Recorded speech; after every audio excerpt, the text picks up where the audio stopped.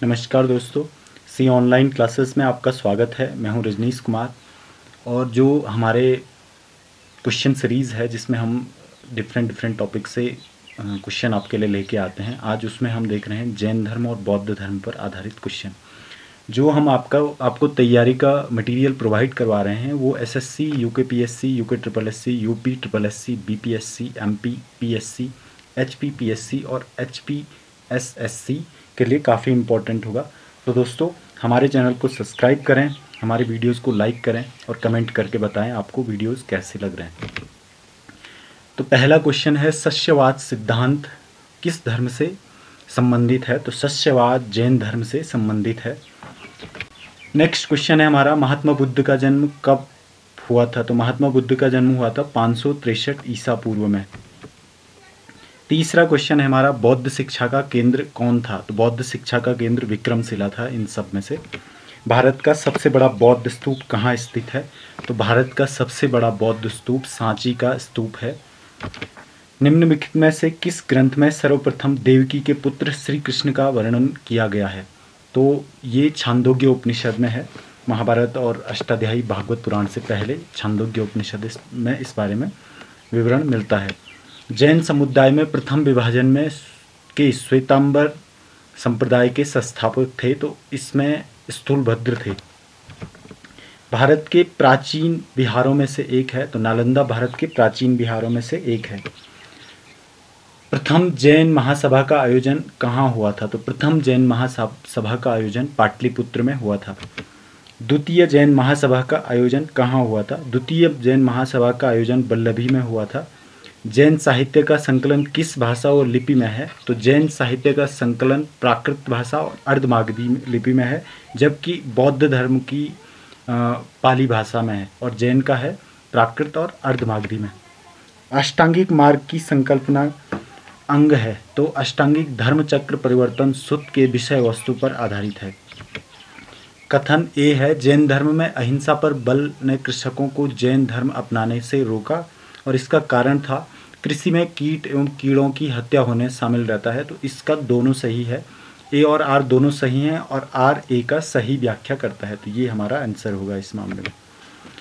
मिलिंद पणोह, मिलिंद के प्रश्न राजा मिलिंद और किस बौद्ध भिक्षु के मध्य संवाद के रूप में था? तो मिलिंद पणोह नागसेन और राजा मिलिंद के बीच संवाद के रूप में था। महावीर की मृत्यु के बाद जैन संघ का अगला अध्यक्ष कौन हुआ था? तो महावीर की मृत्यु के बाद जैन संघ का अगला अध्यक्ष सुधर्मन हुआ था। अणुव्रत शब्द किस धर्म से जुड़ा हुआ है? तो अणुव्रत शब्द जैन धर्म से जुड़ा हुआ है। जैन ग्रंथ कल्पसूत्र के रचयिता थे, तो जैन ग्रंथ कल्पसूत्र के रचयिता भद्रबाहु थे। परिशिष्ट पर्व जो कि जैन धर्म से संबंधित रचना है के रचयिता हेमचंद्र थे, तो परिशिष्ट पर्व के रचयिता हेमचंद्र थे। किस जैन रचना में 16 महाजनपदों का उल्लेख मिलता है? तो जैन धर्म की भगवती सुत्त में 16 महाजनपदों का वर्णन मिलता है। जैन तीर्थकर पार्श्वनाथ द्वारा प्रतिपादित 4 महाव्रतों में से महावीर स्वामी ने 5वें महाव्रत के रूप में क्या जोड़ा था? तो 5वें महाव्रत के रूप में महावीर स्वामी ने ब्रह्मचर्य को जोड़ा था। उससे पहले ब्रह्मचर्य जरूरी नहीं था। बुद्ध चरित जिसे बौद्धों का रामायण कहा जाता है के रचनाकार थे, तो बुद्ध चरित के रचनाकार अश्वघोष थे। महाविभास शास्त्र के रचयिता, तो महाविभास शास्त्र के रचयिता वसुमित्र थे।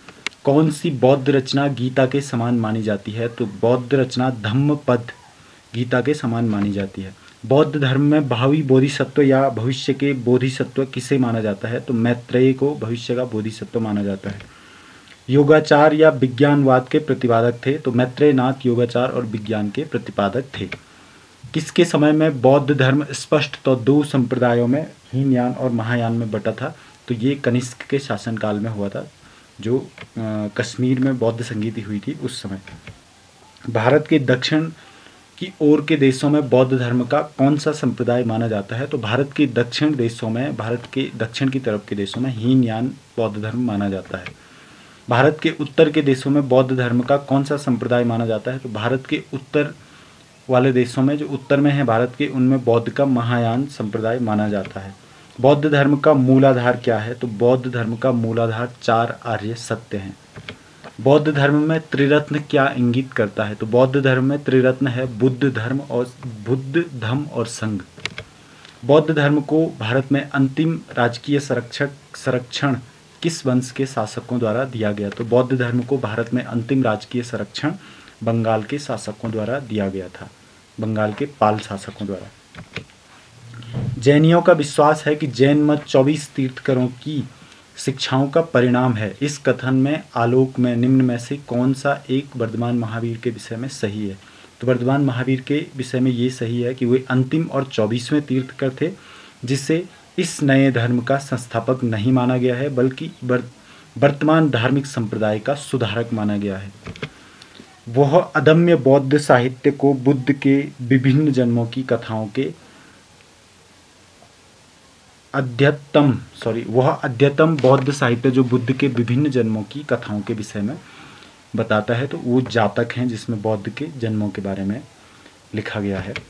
जैन धर्म के अनुसार सृष्टि की रचना एवं पालन पोषण तो सार्वभौमिक सत्य से हुआ है, ये इनका विचार है। निम्न में से कौन सा बौद्ध पवित्र स्थल निरंजना नदी के तट पर है? तो निरंजना नदी के तट पे बोध गया है, जहाँ पे महात्मा बुद्ध को ज्ञान की प्राप्ति हुई थी, और निरंजना नदी के तट पर ही उन्होंने बोधि वृक्ष के नीचे तपस्या की थी, और निरंजना नदी का पुराना नाम फाल्गु था। गौतम बुद्ध का गुरु किसे माना जाता है? गुरु कौन था? तो गौतम बुद्ध का गुरु अलार कलाम था, जिन्होंने बुद्ध को पहली बार शिक्षा दी थी सांख्य दर्शन की। तो दोस्तों, इस तरह की वीडियोस देखने के लिए हमारे चैनल को सब्सक्राइब करें। Thank you. जय हिंद।